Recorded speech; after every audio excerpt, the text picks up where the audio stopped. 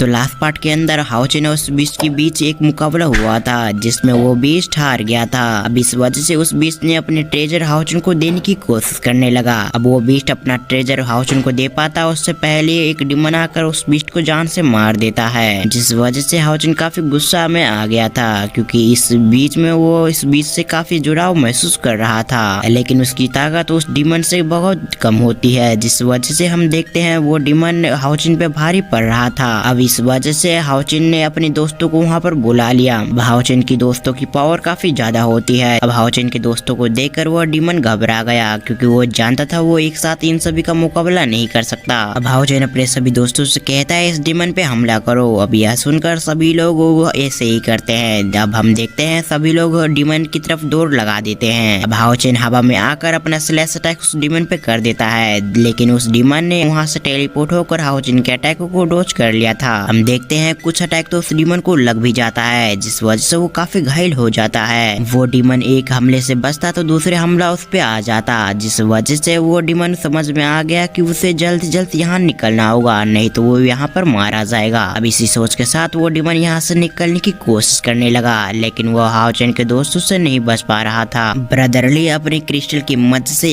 एक उस डिमन पे हमला करने लगा, जिस वजह से उस डिमन को काफी गुस्सा आ रहा। ये देखकर ब्रदरली उस डिमन को देखते हुए एक स्माइल पास करता है। तभी एक बड़ा सा शील्ड आकर उस डिमन को लगने वाला था, लेकिन उससे पहले ही उस डिमन ने पकड़ लिया। तभी उसके पीछे से 2 अटैक आकर उस डिमन को लग गया। अब इस वजह से उस डिमन के मुंह से ब्लड निकलने लग गया था। हम देखते हैं उसकी काफी एनर्जी रिलीज होने लग गया था। उसने गुस्से से अपने अंदर की बिजली को चारों तरफ फैला दिया। अब हम देखते हैं वहाँ का माहौल पूरी तरह से गर्म हो गया था। वो डिमन गुस्से से कहता है मैं तुम सभी को बिल्कुल भी नहीं छोड़ूंगा। तभी वो एक लाइट में बदल के वो बहुत सभी के अटैक को डॉज करते हुए एक छोटी सी लड़की के पास पहुंच गया। हम देखते हैं उसका अटैक उस लड़की को लग पाता, लेकिन उससे पहले उस पिंक वाली लड़की ने अपने बीस्ट को वहाँ पर बुला लिया। हम देखते हैं अपना रूप डिमन लॉर्ड के पेट के जैसा कर रखा था, जिस वजह से उस डिमन को ऐसा लगा कि डिमन लॉर्ड यहाँ पर आ रहे हैं, इसलिए वो सम्मान में वहाँ पर झुक गया। वो डिमन अपने मन में कहता है डिमन लॉर्ड यहाँ पर कैसे आ सकता है। तभी उस डिमन ने अपने डिमन लॉर्ड के पेट की एनर्जी पे ध्यान दिया। तब उससे पता चला ये तो असली डिमन लॉर्ड के पेट है ही नहीं, जिस वजह से उसे समझ में आ गया ये बस इनकी चाल है। उस डिमन ने गुस्से से कहा तुम्हारी हिम्मत कैसे हुई मेजेस्टी की ड्रैगन का रूप लेने की, आज तुम्हें मैं बिल्कुल भी नहीं छोड़ूंगा। ये कहते हुए वो काफी गुस्से में लग रहा था। अब वो डिमन उस पे हमला कर पाता उससे पहले डिमन चारों तरफ से घिर गया था। अब इस मौके का फायदा उठाकर हाओचेन के दोस्त जल्दी से जल्दी उस डिमन पे हमला करने लग गए। अब वो हमला डिमन को लग पाता उससे पहले उस डिमन ने अपनी किसी टेक्निक की मदद से उन दोनों को पीछे धकेल दिया। हम देखते हैं उस डिमन के अंदर से काफी सारी बिजली निकल के सभी पे हमला करने लग गई। तभी वो डिमन हवा में आकर बिजली का गोला बनाने लग गया और एक पावरफुल हमला बनाकर पिंक वाली लड़की पे करता है कि उस लड़की की वजह से वो बेवकूफ बन गया था, जिस वजह से वो डिमन वो पिंक वाली लड़की को मारना चाहता था, लेकिन वो अटैक पिंक वाली लड़की को लग पाता उससे पहले ही ब्रदरली उसके सामने आ गए और उन्होंने एक फायर शील्ड बना दिया, जिस वजह से पिंक वाली लड़की को कुछ नहीं हुआ। ये देखकर उस डिमन ने अपनी पावर को और भी ज्यादा बढ़ा दिया। हम देखते हैं उसकी पावर पहले से काफी बढ़ गई थी। दूसरी तरफ हाओचेन काफी तेज से मूव करते हुए अपने दोनों स्वॉर्ड को मर्ज करके एक पावरफुल स्वॉर्ड बना दिया। अब हाओचेन का अटैक उस डिमन को लग पाता उससे पहले ही उस डिमन ने अपना हथियार निकाल लिया। हम देखते हैं उसने हाओचेन के हथियार को रोक दिया था। अब वो हाओचेन को पीछे धकेल देता है। अब वो अपने थंडर से बने हुए हथियार से हाओचेन पे हमला करने लग गया, लेकिन हाओचेन उसके हमले को जल्दी से डॉज करता है। अब हाओचेन के सभी दोस्त सभी अटैक से बचते हुए डिमन की तरफ बढ़ने लग गए, लेकिन वो डिमन तो इतना गुस्से में पागल हो गया था। अब वो बिना देखे ही अटैक कर रहा था, जिस वजह से उस डिमन की काफी सारे अटैक तो विफल हो रहा था, लेकिन फिर भी हाओचेन और हाओचेन के दोस्तों को काफी प्रॉब्लम का सामना करना पड़ रहा था। अब वो डिमन हाओचेन और हाओचेन के दोस्तों को कुछ भी करके मारना चाहता था क्योंकि उससे काफी गुस्सा आ चुका था।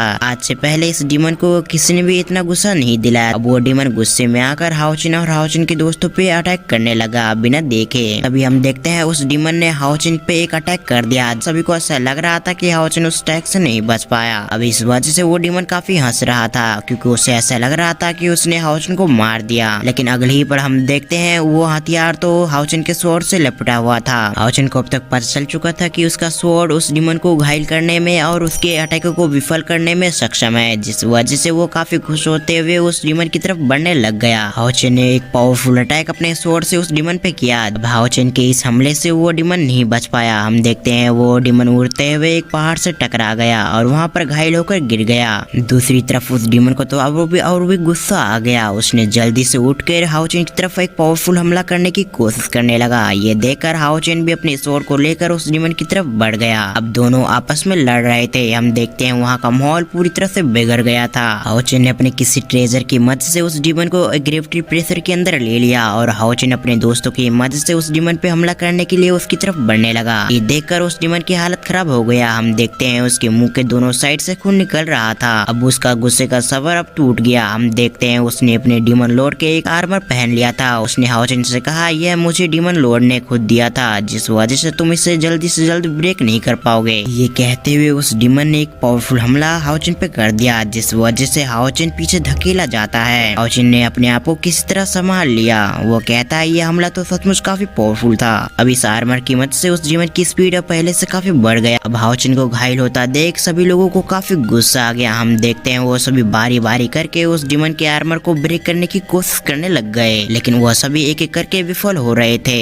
लेकिन उन्होंने अपनी ताकत बढ़ा दी और एक साथ ही उस डीमन पे हमला करने लग गए, जिस वजह से हम देखते हैं धीरे धीरे करके उस डीमन के आर्मर ब्रेक होने लग गया। अब आखिरी में हाओचेन अपने दोनों स्वॉर्ड को मर्ज करके एक पावरफुल हमला करता है उस डीमन पे, जिस वजह से वो डीमन इस हमले से नहीं बच पाया। हाओचेन के हमले से घायल होकर वो डीमन पीछे धकेलने लग गया। अभी उसका सील ब्रेक नहीं हुआ था। अब इस मौके का फायदा उठाकर हाओचेन का एक टीममेट पीछे से उस डीमन पे हमला कर देता है। यह देखकर वो डीमन किसी तरह अपने आप को संभाल लेता है, लेकिन इसमें वो काफी घायल हो। फिर वो डीमन हवा में आकर हाओचेन से कहता है, आज मैं तुम सभी को बिल्कुल भी नहीं छोड़ूंगा। यह सब कहते हुए उसने अपनी पूरी एनर्जी को मिलाकर अपने एक पावरफुल अटैक करने लग गया। हम देखते हैं वो डीमन अपने अटैक को बना पाता उससे पहले वो बीस्ट जो कि पिछले एपिसोड में मारा गया था, उस डीमन के हाथों से वो पीछे से आ गया और उस डीमन पे हमला कर देता। अब इस मूव के लिए वो डीमन पहले से तैयार नहीं था, जिस वजह से यह मूव उस डीमन को लग गया। अब अगले सीन में हम देखते हैं वहाँ पर चारों तरफ धुआं धुआं था।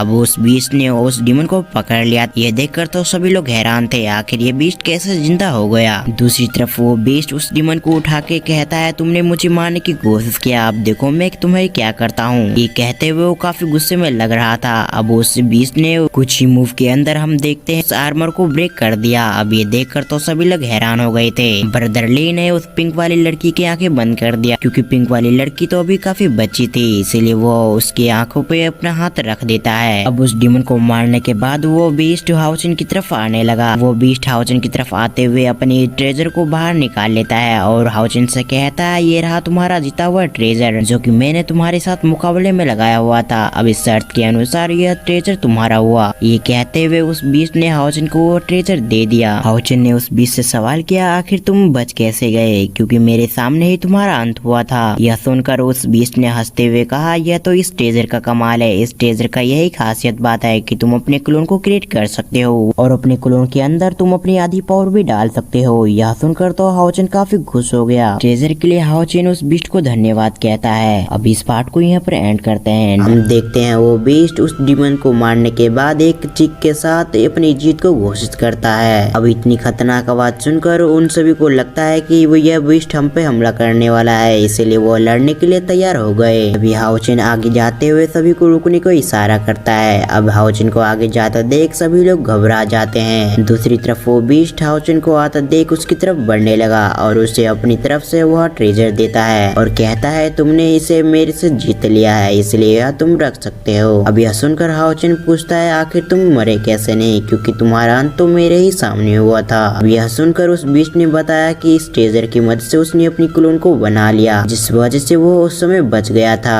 पूरी बात सुनने के बाद हाओचेन शॉक्ड हो गया था, लेकिन फिर भी उसने उस ट्रेजर को रख लिया। अब इस गिफ्ट के बदले में हाओचेन उस बीस्ट को धन्यवाद कहता है। अब हाओचेन उस बीस्ट से माफी मांगते हुए कहता है, मुझे माफ कर दीजिए कि मुझे पता है कि हम सभी एक जगह टेलीपोर्ट नहीं हो सकते थे और ना ही हम सभी को मिलके फाइट करना था, लेकिन ऐसी परिस्थिति आ गई था जिस वजह से मुझे अपने दोस्तों को यहाँ पर बुलाना पड़ा। इसलिए अगर आपको दंड देना है तो मुझे दीजिए, इन सभी को नहीं। यह सब तो मेरे बुलाने पे आए थे। अब हाओचेन की बातों को सुनकर वो बीस्ट हाओचेन से काफी इम्प्रेस हो गया। वो बीस्ट हाओचेन से कहता है, इसमें तुम्हारी कोई गलती नहीं है। तुम अपने दोस्तों को प्रोटेक्ट करने और उस डीमन को मारने के लिए तुमने अपने दोस्तों को बुलाया था, और हो ना हो कहीं ना कहीं यह सभी गॉडेस की इच्छा होगा, जिस वजह से मैं तुम्हें कोई भी सजा नहीं दूंगा। अब उस बीस्ट की बातों को सुनकर सुनकर हाओचिन काफी खुश हो जाता है। फिर वो बीस्ट अपने पास से वो क्राउन को निकालते हुए हाओचिन की तरफ बढ़ा देता है। अब यह देखकर हाओचिन काफी खुश हो गया। दूसरी तरफ ब्रदर ली हाओचिन के पास आते हुए कहते हैं ये क्राउन तो काफी कीमती लग रहा है और देखने से ऐसा लग रहा है कि इसकी काफी अच्छी कीमत मिल जाएगी। फिर हमारा ध्यान उस बीस्ट पे शिफ्ट होता है जो कि हाओचिन से कहता है इस क्राउन के अंदर काफी मात्रा में स्पिरिचुअल एनर्जी मौजूद है जिस वजह से यह तुम्हारी काफी ज्यादा कल्टीवेशन करने में मदद करेगा। अब उस बीस्ट की बातों को सुनकर हाओचिन कहता है ये क्राउन सीमासियान की काफी मदद करेगा क्योंकि सीमासियान इस क्राउन की एनर्जी को अगर कंज्यूम कर लेता है तो उसकी पावर काफी ज्यादा मात्रा में बढ़ जाएगी और यहाँ तक कि उसकी अटैक और हीलिंग पावर की भी स्पीड काफी बढ़ जाएगी। और यही बात सेम टू सेम हाओचिन ने सीमासियान से कहा। अब यह सब सुनकर तो सीमासियान और भी हैरान हो गया। वो खुश होते हुए कहता है क्या यह क्राउन मैं रख लूं? यह सुनकर हाओचिन कहता है हाँ यह मैं तुम्हें देता हूँ। अब उस क्राउन को सीमासियान को देने के बाद अब उसकी नजर अब पिंक वाली लड़की के पास आ गया। वो अपना ये ट्रेजर निकालते हुए कहता है ये तुम रख लो। अब यह सुनकर वो लड़की हैरान हो गई। उसने अपनी तरफ इशारा करते हुए कहती है क्या यह मैं रख लूं? यह सुनकर हाओचिन कहता है हाँ इसे तुम रख लो। अब हाओचिन की बातों को सुनकर उस पिंक वाली लड़की ने कहा लेकिन ये तो तुमने जीता था। अब उसकी बातों को सुनकर हाओचिन ने कहा हाँ ये मैच को मैंने जीता था और इस ट्रेजर को मैंने लिया लेकिन यह मैं अब तुम्हें देता हूँ। अब यह सुनकर उस लड़की ने और ज्यादा कुछ नहीं कहा, हाओचिन से वो ट्रेजर ले लिया। फिर हमारा ध्यान उस बीच पे शिफ्ट हो गया जो कि हाओचिन से कहता है अब मेरा यहाँ का काम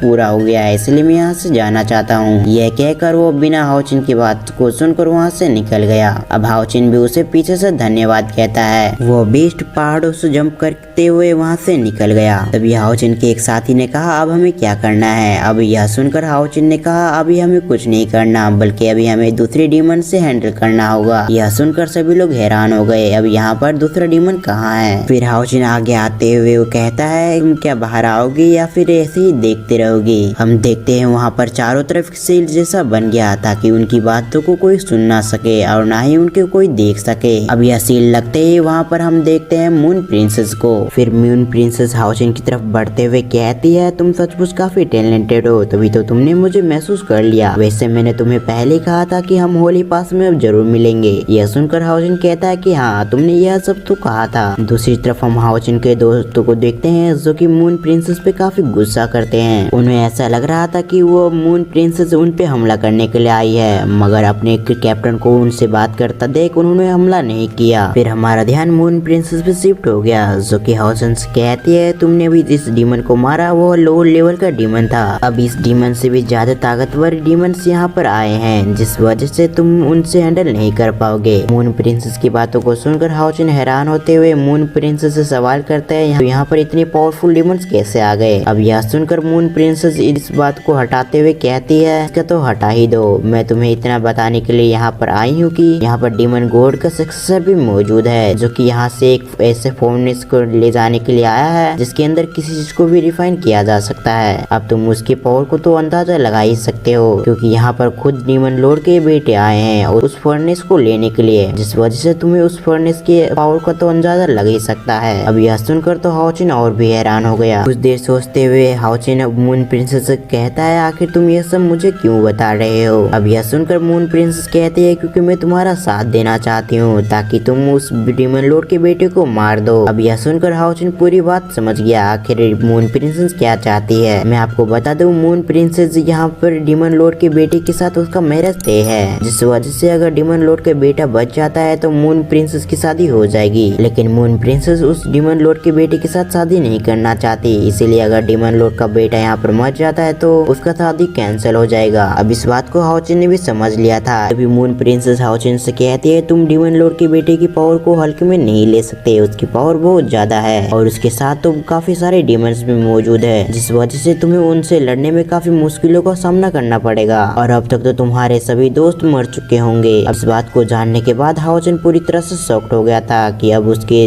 जितने भी लोग थे वो सब अभी तक मर चुके होंगे लेकिन वो जानता था अब ये मौका उदास होने का नहीं है। अब यह सब सुनकर हाओचिन मून प्रिंसेस से कहता है अगर हम तुम्हारा साथ देंगे तो तुम्हें भी हमारा साथ देना होगा हमारे सभी टीममेट को बचाने में। अब यह सुनकर मून प्रिंसेस इसके लिए तैयार हो जाती है। फिर मून प्रिंसेस अपने हाथों को हाओचिन की तरफ आगे बढ़ाते हुए कहती है तो हमारा सौदा पक्का रहा। अब यह सुनकर हाओचिन उसके बारे में सोचने लगा। अब हाओचिन को सोचता देख मून प्रिंसेस कहती है तुम हर बार में बहुत सोचते हो? तुम्हें अभी हाँ कर देना चाहिए, क्योंकि यहाँ पर तुम्हारे सभी टीममेट की जान लटकी पड़ी है। फिर हमारा सीन शिफ्ट होकर हमें अलग अलग डीमन के सीन दिखाया जाता है। हमें ऐसे ही कुछ सीन दिखाए जाते हैं जहाँ पर कई सारे डीमंस इंसानों को मार रहे होते हैं और वह सभी इंसान अपने आप को प्रोटेक्ट नहीं कर पाते और वहाँ पर मारे जाते हैं। फिर थोड़ी देर बाद हमारा सीन वापस से हाओजिन और मून प्रिंसेस पे आ जाता है, जहाँ पर वो मून प्रिंसेस कहती है तो अब तुमने क्या सोचा है इसके बारे में। अब यह सुनकर हाओजिन इसके लिए तैयार हो गया। मून प्रिंसेस वहाँ से जाते हुए कि हाओजिन से कहती है अब हमारा मुलाकात बार बार होगा तो हम फिर से जरूर मिलेंगे बहुत जल्द। अब ये कहते हुए मून प्रिंसेस अपने सिल को हटाते हुए वहाँ से चली गई। फिर हमारा सीन शिफ्ट होकर उस शहर पे आ गया जो कि अभी उस बीच से लड़ रहा था हाओजिन की तरह ही, और ये भी एक टेस्ट का हिस्सा था। तभी हम देखते हैं उस बीच ने जैसे ही शहर को मारने के लिए अपना पंच उठाया उसी समय वहाँ पर एक डिमन भी आ गया जो कि शहर को पीछे से मारने के लिए उस पे पीछे से हमला कर दिया। अब इस पार्ट के स्टार्टिंग में कैप्टन ली ने उस डिमन के हमले को रोक दिया था। अब कैप्टन ली को देखकर वो डिमन वहाँ से निकलने की कोशिश करता है। अब वो धोखे से कैप्टन ली पे हमला करता है, जिस वजह से कैप्टन ली के शोल्डर पे कुछ कट आ जाते हैं। अब इस मौके का फायदा उठाकर वो डिमन कैप्टन ली पे हमला करने लग गया। अब ये देखकर कैप्टन ली को भी काफी गुस्सा आ गया। उन्होंने अपनी स्वॉर्ड को निकालकर उस डिमन का सामना करने लग गए। अब इन दोनों की पावर बहुत ज्यादा होती है, जिस वजह से आसपास की चट्टानों टुकड़े टुकड़े में बढ़ जाती है। कैप्टन ली उस डिमन के पास में जाकर उससे लड़ रहे थे। हम देखते हैं कैप्टन ली को उस डिमन से लड़ने में काफी प्रॉब्लम हो रही थी, लेकिन फिर भी कैप्टन ली हार मानने के लिए तैयार नहीं होते। कैप्टन ली अपनी एक पावरफुल टेक्निक का इस्तेमाल करते हुए उस डिमन पे हमला करते हैं, लेकिन हम देखते हैं उस डिमन ने इस हमले को भी काफी आसानी से रोक दिया था। लेकिन दूसरे हमले से वो डिमन अपने आप को बचा नहीं पाता। हम देखते हैं काफी सारे चट्टानों के नीचे वो डिमन दब चुका था। अब कैप्टन ली को ऐसा लग रहा था कि वो डिमन मर चुका है, मगर हम देखते हैं वो डिमन अभी भी जिंदा था। वो डिमन एक स्माइल के साथ वापस उठ जाता है। हम देखते हैं आसपास की स्पेस और एनर्जी वो अपने शरीर के अंदर लेने लगता है, जिस वजह से आपके शरीर पे जितने भी कट होते हैं वो सभी अपने आप हिल होने लग गया। अब उस डिमन की ऐसी पावर को देखकर कैप्टन ली हैरान हो गए थे।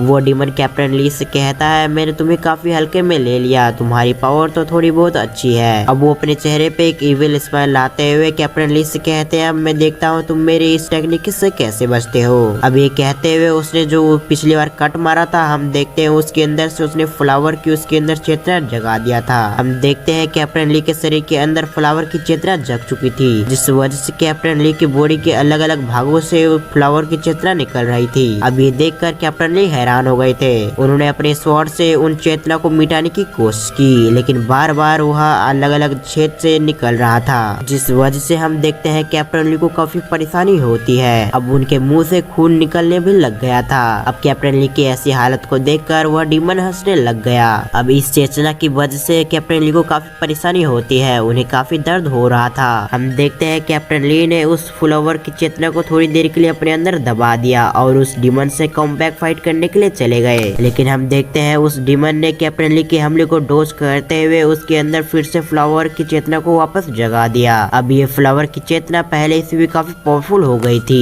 दूसरी तरफ कैप्टन ली अपने पावरफुल हमले को डॉज होता देख हवा में आकर स्लैश अटैक काफी सारे बनाकर उस डिमन पर कर देते हैं। अब ये देखकर उस डिमन ने कैप्टन ली के हमले को डॉज करना सही से नहीं समझा। हम देखते हैं उसने कैप्टन ली के सारे हमले को अपने ऊपर ले लिया, जिस वजह से उसके मुंह के साइड से हम ब्लड को लीक होते हुए देखते हैं। लेकिन कुछ समय के अंदर वो डिमन अपने आप पूरी तरह से हील हो गया। डिमन की यही खास बात थी कि वो अपने आप को जल्द से जल्द रिकवर कर सकता है। अब इतनी रिकवरी स्पीड को देखकर तो कैप्टन ली पूरी तरह से शॉक्ड हो गए थे, क्योंकि उन्होंने आज से पहले ऐसा कोई डिमन नहीं देखा था जिसकी रिकवरी स्पीड इतनी ज्यादा हो। कैप्टन ली एक पहाड़ के ऊपर आते हुए अपने मन में कहते हैं आखिर ये डिमन तो मर ही नहीं रहा है, ये मेरे हर हमले को काफी आसानी से डिफेंड और अपने आप को हील कर रहा है, जिस वजह से इसे मारना काफी मुश्किल होगा। लेकिन फिर भी कैप्टन ली फिर से हवा में आते हुए उन्होंने अपनी एक पावरफुल टेक्निक इस्तेमाल किया। उन्होंने अपने सबसे पावरफुल टेक्निक को उस डिमन पे यूज कर दिया। अब इतनी दर्द को सहते हुए उस डिमन ने कैप्टन ली से कहा तो ये होता है दर्द, अब मैं भी पहली बार ये दर्द का सामना कर रहा हूँ। उस डिमन ने कैप्टन ली से कहा इसका मैं बदला तो लेकर रहूंगा। ये सब कहते हुए उस डिमन ने अपनी फुल पावर को इस्तेमाल कर दिया। उसने अपनी 8 लेवल वाली डिमन पावर को एक्टिवेट कर लिया, क्योंकि अब इसके जान पे आ चुकी थी।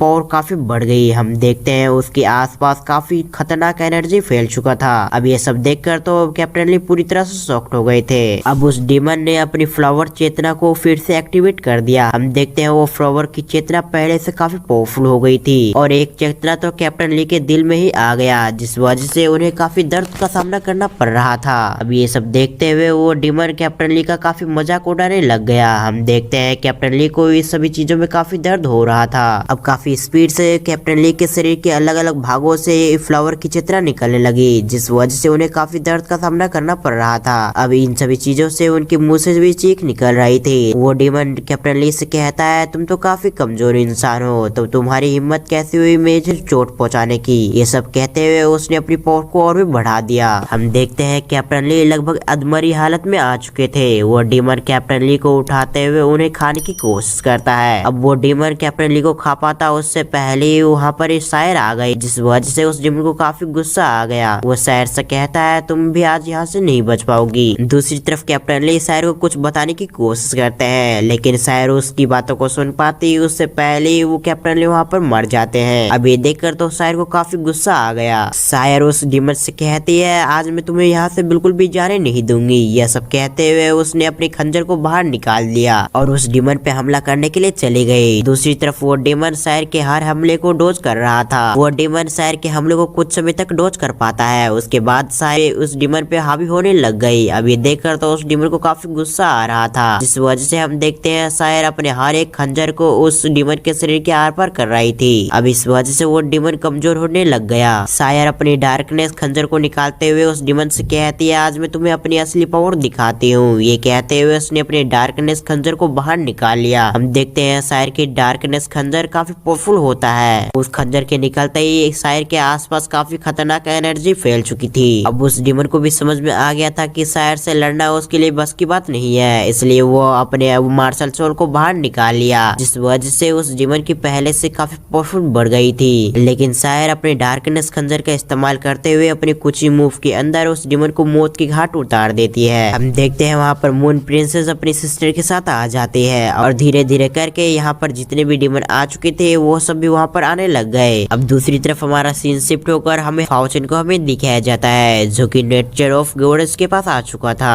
हम देखते हैं वहाँ पर उसके सारे टीममेट आ चुके थे, बस शायर को छोड़कर। दूसरी तरफ हमारा सीन शिफ्ट होकर शायर पे आ गया, जो कि अपने मल्टीवेयर क्लोन बनाकर सभी डीमन पे हमला कर देती है। अब ये देखकर तो सभी डीमन हैरान हो गए थे, लेकिन उन्होंने अपने चेहरे पे ये जाहिर नहीं होने दिया। फिर हमारा सीन शिफ्ट होकर मून प्रिंसेस पे आ गया, जो कि शायर के हमले को काफी आसानी से रोक लिया था। तभी हम देखते हैं शायर के जितने क्लोन्स होते हैं उसके शरीर में वापस जाने लग गए और उसके आसपास एक सील जैसा बनने लग गया। अब ये करने वाला और कोई नहीं बल्कि डीमन लॉर्ड का सक्सेसर का एक नौकर होता है, और उसके कुछ समय बाद वहाँ पर डीमन लॉर्ड का सक्सेसर भी आ गया। अब शायर तो इसे जानती नहीं थी, लेकिन इतना तो समझ चुकी थी कि यह डीमन का जरूर कोई लॉर्ड होगा। डीमन लॉर्ड का सक्सेसर हम देखते हैं एक ड्रैगन के साथ आया होता है, उसकी एंट्री काफी कूल होती है। डीमन लॉर्ड का सक्सेसर सभी डीमन से कहता है, इस लड़की को खत्म कर दो। अब यह सुनते ही सभी डीमन शायर को मारने के लिए उसकी तरफ बढ़ने लग गए, लेकिन उससे पहले गॉड ऑफ नेचर शायर को टेलीपोर्ट करके हाओचिन के पास लेके आ जाती है। तभी हाओचिन कैप्टन ली के बारे में शायर से पूछता है, जिसके बाद शायर कैप्टन ली के बारे में उसे सब कुछ बता देती है। अब हाओचिन और हाओचिन के सभी दोस्त कैप्टन ली के लिए काफी उदास हो रहे थे। नेचर ऑफ गॉडेस हाओचिन से कहती है, मेरी गलती की वजह से सभी डीमंस यहाँ पर आ चुके हैं, जिस वजह से